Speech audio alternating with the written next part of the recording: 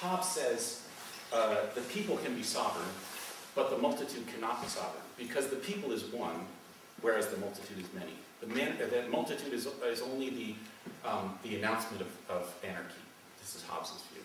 So it at least sets up a first conceptual distinction for us, and that's what I wanted to get at here. The multitude is different from the people, because the people is one and the multitude is many. That's the first distinction.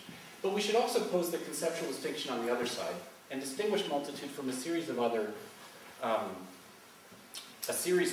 social multiplicities. Think of, in English, for instance, the mob, the masses, the crowd. These are all social multiplicities. But they're different for the multitude in two ways that I think quickly collapse into one. The first way is that these other social multiplicities, like the masses or the mob, they present themselves as different, as internally different, but they quickly become indifferent. The masses quickly fades into gray. And it's not really composed of singularities. That's what distinguishes the multitude. It's composed of singularities, meaning different subjectivities that remain different. Whereas the masses fade into a mass, precisely. So that's one way of thinking about it. It's a different conception of difference. The second, which I think is really the political version of the same thing, is that the masses and the crowd and the mob, they're all fundamentally passive social subjects. Because, the mob can do horrible things. It can do a lot of things. But the mob always has to be led. It can be manipulated. In fact, it has to be manipulated because it's not able to act of its own. Neither are the masses. The masses aren't able to act of their own. And I think this relates to what I was saying about the collapse into indifference. Whereas the multitude, at least this is the challenge of the concept, is able to act of its own accord. So the multitude is defined here, in philosophical terms, if you like, or political concept, as a multiplicity that's capable of acting autonomously. I think that this is partly that formula I was trying about singularity and cooperation, or autonomy and the common. Okay, let me then quickly just give a couple political examples. So that was the philosophical part of it, which probably requires a discussion of singularity, actually, but let me defer that, because I think singularity is a difficult concept. But at least I already given at least one approach to it, thinking about can serve as an illustration. And it goes something like this, that me thinking about the US, my generation of activists really inherited two models of political organization. We inherited the unity model, the party model, in which, of course, different people participated, women participated, people of different races, blah, blah, blah, but there must be one agenda and there must be one central organization. That's the one model the primary model we inherited. And so in opposition to that arose, I realize I'm simplifying the whole goddamn thing, but nonetheless I think you'll identify with some of this. In opposition to that arose models of organization based on difference. Like, forget it, we're not going to organize under your unified agenda and your leadership. We're going to organize on our own agenda. And so, with our own form of organization. In many ways, anti-racist struggles in the US lead the way in this. Feminist struggles, gay and lesbian struggles in quite a different way. But nonetheless, posing in objection to the unity model, a model based on difference and a kind of separation. And so I think we were faced with this contradiction in political terms between identity and difference, implying two models of organization that were in some ways irreconcilable. Well, along comes Seattle in 1999, the WTO protests, which I think, by the way, is not the advent of this, but is the time in which many were forced to confront it. We recognized that there was a new kind of activism involved. Because in Seattle, for instance, what we too, and certainly the press moreover, had trouble understanding is all these groups working together that even in objective terms were contradictory to one another. And yet they were working together without any centralized leadership. There were, for instance, the classic example is, how is it that the environmentalists and the trade unions were working together? But not only them, the church groups and the anarchists, and the gay and lesbian groups and the people against the prison industrial complex, and the people against the Gap and Starbucks and McDonald's, and you name it. In fact, that's what the journalists just threw up with their hands and said, this thing makes no sense. There are all these different groups, and there's no unified organization, there's no one to talk to, there are no spokespeople, etc. So I think that what we saw as something was different. In fact, this is something like an experiment in the multitude, it seems to me. It's an experiment in singularity, each group organized under its own agenda, its own form of organization, and nonetheless, despite their singularity, or maybe even because of their singularity, cooperating together. That it's I don't mean it as a realized utopia or something, but it's an experiment in this. And so, in conceptual terms, that contradictory couple of identity and difference has now been displaced by a complementary couple, so the contradictory couple by a complementary couple of singularity and commonality. Like that the singularity of each group and the commonality of the struggle are no longer in contradiction. In fact, it seems obvious that they're together. And that seems to me a new generation of activism.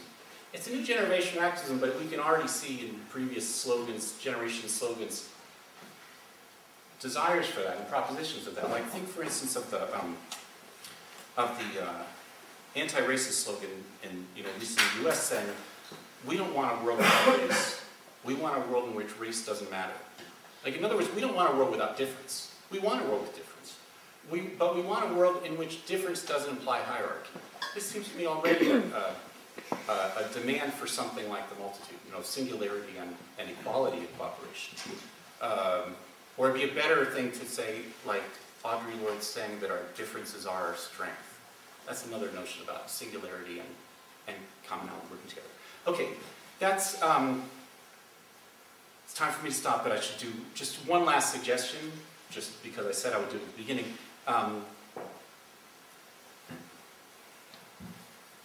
Seems to me, or I would like to find a way to develop and introduce love as a political concept, and precisely as a political concept that can name this project. The thing I haven't done yet is I haven't said, well, what is democratic about this? And I guess I was suggesting through all this and taking for granted that this notion of the multitude in its various aspects is at least an avenue towards thinking democracy and thinking democracy in a different way. That even just the formula of singularity, so the full expression of differences, and cooperation and equality, that itself could be a first way of thinking about democracy and democracy today. So the last, this is a retreat to the conceptual, I guess, is thinking about love as a political concept. And what I mean by this, it's, although we talked about it this afternoon and in different ways, everyone was sort of on the same page, I don't know exactly. I find that in movement contexts, everyone knows exactly what I'm talking about is fine. Also, strangely, but to my own discomfort, talking at theological seminaries, which I get invited to do a lot now, very strangely for atheists to do that, they also are very happy when I talk about love. That's completely up their alley. But in universities, everyone gets squirmy when I start talking about love. It's gross. I don't know exactly what the thing is. And so the thing is that the difficulty, I think, in thinking a political concept of love, that in fact the political concept of love has been destroyed. That a political concept of love we do have traditions of, particularly in pre-modern Judaic Christian traditions. Love properly as a definition of the community, as a project of the community, as a political project, and that it's been sequestered within the family. And that's what makes people so uncomfortable talking about it, because love is only imaginable now in its in the confines of the couple, plus the couple's extended appendages or something like that. And then what I'm asking for, and thinking that it's necessary to do, is to think love as a political concept, as a social concept of political action. In fact, there are two aspects of this that I guess I'd want to emphasize that are still different. Not only do I think the concept of love, in order to become a political concept, has to be freed from the confines of the family or the couple, and be able to extend across social space. Yeah, and by the way, I don't mean we have to stop loving our mothers and loving our partners, etc. I mean that not only that. That's what that we have to be able to think love in a more expanded way. The two other things I think have to be done is first to reattach the different notions of love that are traditionally separated by Christian theology. Christian theologians are very studious in separating agape, a sort of love of the community, philia, friendship, and eros. And I think that it's much more useful and appropriate to think an interaction among these different faces of love in the public.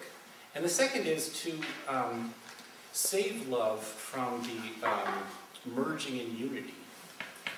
This is also common to many of Christian and Jewish theology, but then German Romanticism, for instance. I mean, about the two melding into one.